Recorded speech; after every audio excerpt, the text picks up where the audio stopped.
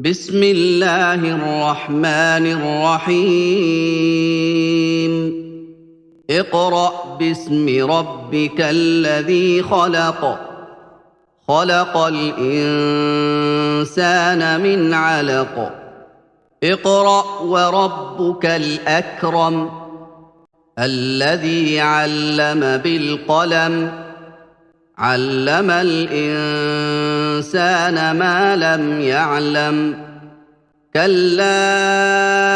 إن الإنسان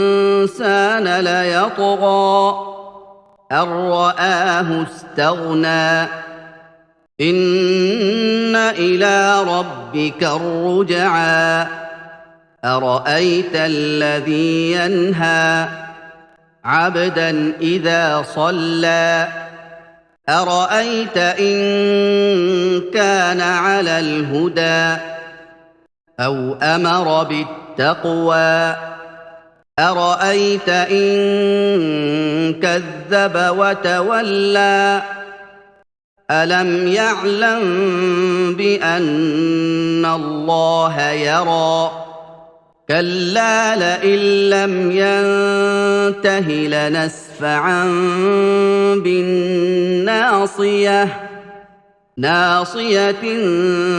كاذبة خاطئة فليدع ناديه سندع الزبانية كلا لا تطعه واسجد واقترب